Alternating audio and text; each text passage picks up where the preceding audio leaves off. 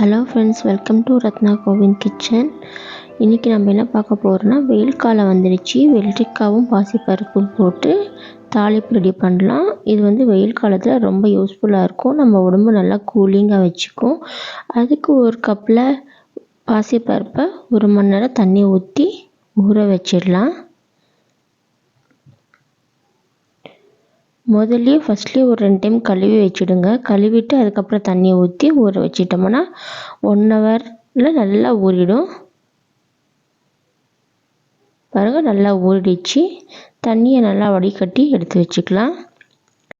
பாசிப்பருப்பு, தேங்காய் துருவல், கேரட் துருவல், கொத்தமல்லி இலை, பச்சை மிளகாய், உப்பு, அப்புறம் வெள்ளரிக்காய், தாளிப்புக்கு கருவேப்பிலை, உளுத்தம்பருப்பு, கடுகு, இதெல்லாம் தாளிப்புக்காக யூஸ் பண்ண போகிறோம்.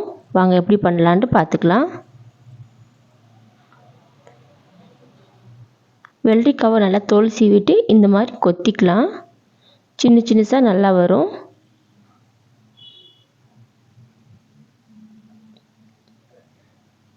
இந்த மாதிரி செஞ்சால் தான் நல்லா சின்னதாக நமக்கு நல்லா கிடைக்கும். இந்த மாதிரி ஒரு முறை ட்ரை பண்ணி பாருங்கள். ட்ரை பண்ணி சாப்பிட்டு பார்த்துட்டு அதுக்கப்புறம் எனக்கு கமெண்ட் பாக்ஸில் கமெண்ட் பண்ணுங்கள் எப்படி இருந்ததுன்ட்டு. இது ரொம்ப நீர் ஆகாரம். வெயில் காலங்களில் நம்ம நிறைய எடுத்துக்கணும். இது கர்நாடகா, ஆந்திரா ஸ்டைலில் நிறைய பேர் எடுத்துக்குவாங்க. வெள்ளரிக்காய் கட் பண்ணதுக்கப்புறம் மேலேயே அந்த பருப்பு போட்டுக்கலாம். பாசிப்பருப்பு, தேங்காய் துருவல் அது மேலேயே ஆட் பண்ணிக்கலாம்.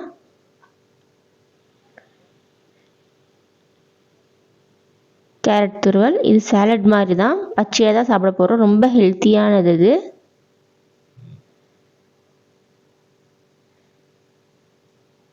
கொத்தமல்லி இலைகள் இது மேலே ஆட் பண்ணிக்கலாம்.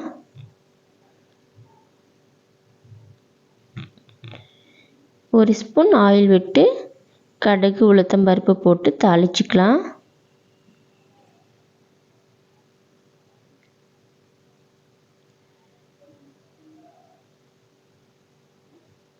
பச்சை மிளகாய் எண்ணெயிலே ஃப்ரை ஆகட்டும். அது லைட்டாக காரம் வரும். அது டேஸ்ட் நல்லாயிருக்கும். ஃப்ரை பண்ணிவிட்டு போட்டுக்கோங்க. பச்சை மிளகாவை அப்படியே ஆட் பண்ண வேணாம். இந்த மாதிரி ட்ரை பண்ணி பார்த்துட்டு டேஸ்ட் எப்படி இருக்குன்னு மறக்காமல் எனக்கு கமெண்ட் பாக்ஸில் கமெண்ட் பண்ணுங்கள். நம்ம சேனலுக்கு தான் ஃபஸ்ட் டைம் பார்க்குறீங்களா, சப்ஸ்கிரைப் பண்ணிக்கோங்க. கூட லைக் பட்டன் தட்டி விட்டுருங்க. ஒரு முறை செஞ்சு பார்த்தீங்கன்னா அதுக்கப்புறம் அடிக்கடி செய்வீங்க. அந்தளவுக்கு டேஸ்ட் சூப்பராக இருக்கும். Thanks to watching.